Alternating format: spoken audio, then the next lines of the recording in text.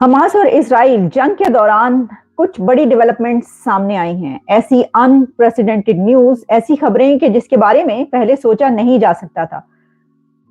तो फिर ईरान ने इतनी बड़ी स्टेटमेंट दी तो उसने मोदी जी को क्यों फोन किया, क्यों कहा कि आप पैचअप करवा सकते हैं। सऊदी अरेबिया, इतनी बड़ी स्टेटमेंट हुई उनकी, इन्होंने क्या किरदार अदा किया जंग में। ये तो सब कहते थे हमारा किबला अव्वल है, हम तो ऐसे कर देंगे, हम वैसे कर देंगे। आज आप कह रहे हो मोदी जी पैचअप करवा दो, मोदी जी इस जंग को बंद करवा दो, इस जंग की सुलह करवा।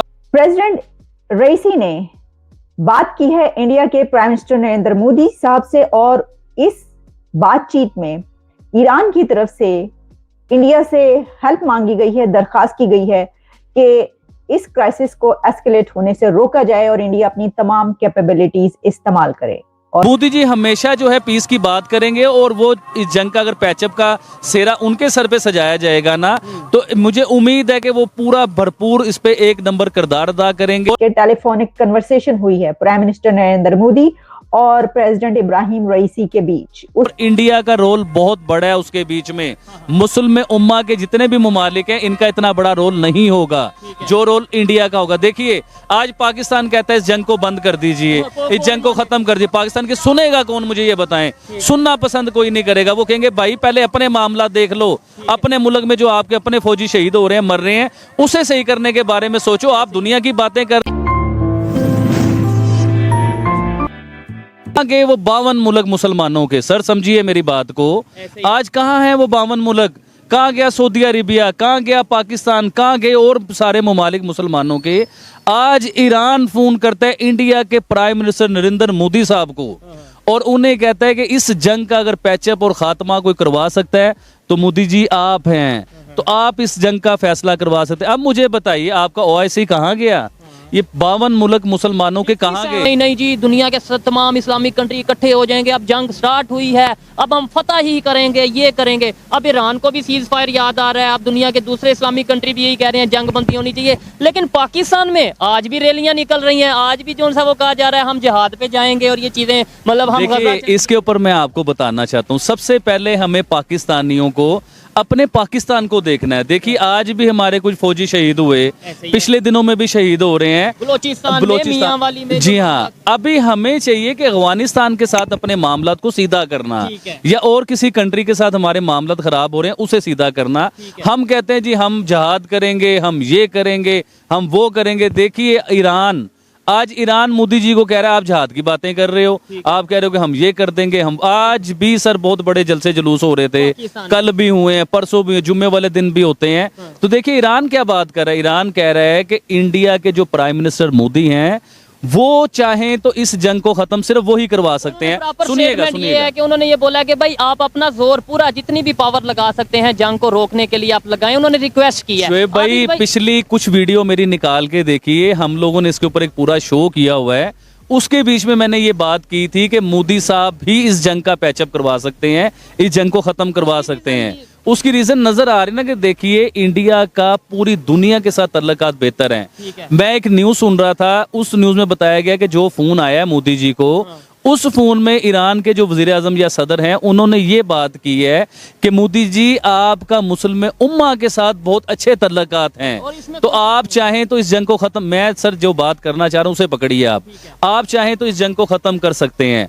अब हम पाकिस्तानी जो सारा दिन अपने टीवी पे, अपने चैनल्स पे, हर जगह पे दिखाते हैं कि इंडिया मुसलमानों का दुश्मन है, उधर ये बताया जा रहा है कि इंडिया का मुस्लिम उम्मा के साथ बहुत अच्छे तल्लुकात हैं। ये ईरान कह रहा है, और इसकी वर्डिंग पे गौर करें कि हम सारी जिंदगी क्या कहते रहे। और दूसरे ममालिक देखिए ना, सऊदी अरेबिया इंडिया के साथ बेहतरीन तल्लुकात हैं, अवार्ड देते हैं इन्हें। इजिप्ट की कर लें, यूएई की कर लें, अफगानिस्तान की कर लें, इंडिया को अवार्ड देते हैं। सिर्फ पाकिस्तान नहीं देता है वोट, क्योंकि हमारी लड़ाई चल रही है, हमारे झगड़े चल रहे हैं, हमारी बहस खत्म नहीं होती। देखिए, मैं हमेशा कहता हूं, जैसे दुनिया में इतने मुल्क हैं मुसलमानों के और इंडिया के साथ उनकी दोस्ती है, कारोबार कर रहे हैं, उसे लेके चल रहे हैं साथ। ये सारा कुछ हमें जहाज से, हमें जंग से बाहर निकल के पैचअप की तरफ आना चाहिए। मैंने हमेशा पीस की बात की है।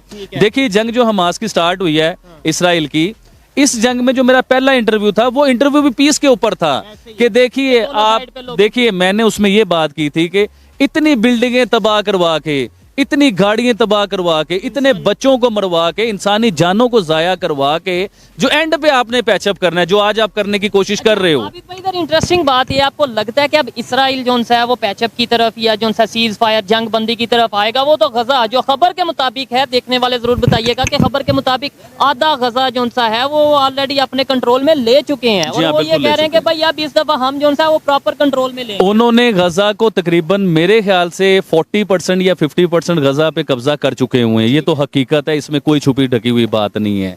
देखिए, मैं जो कहना चाह रहा हूँ, मैं ये कहना चाह रहा हूँ कि पूरी दुनिया में इतने इस्लामी मुमालिक थे, इतने इतने स्ट्रॉन्ग कंट्री हैं इस्लामिक मुमालिक की, इंडिया ही क्यों इस जंग को खत्म करवा सकता है? आप समझिए ना इस बात को। इसका मतलब ये कि इंडिया एक सॉलिड तरीके से चल रहा है, पूरी दुनिया को साथ लेके चल रहा है, पूरी दुनिया के वजीर आजम को साथ। देखे ना कि इंडिया में इतने बड़े इजलास होते हैं, इंडिया में पूरी दुनिया, दिल्ली में जो उनका इजलास हुआ था, पूरी दुनिया इंडिया में इकट्ठी हुई, दुनिया की सुपर पावर G20 की मीटिंग में पूरी दुनिया की सुपर पावरें इकट्ठी हुई। इसका मतलब ये है कि इंडिया फिर कुछ है, तो लोग उसे कह रहे हैं ना। आज हमारा जो नेबर कंट्री है वो इस पोजीशन पे आ चुका है कि वो दुनिया में जो उनसे कॉन्फ्लिक्ट्स चल रहे हैं उनके फैसले करवा सकता है, या उनके दरमियान बैठ के मतलब मामलात को बेहतरी की तरफ ला सकता है। और पाकिस्तान की इस टाइम ये कंडीशन है कि अफगानिस्तान के साथ लड़ते नजर आ रहे हैं। आबिद भाई, चाइना, रशिया, अमेरिका, ये बड़े बड़े कंट्रीज हैं, इंटरनेशनल पावर्स हैं ये।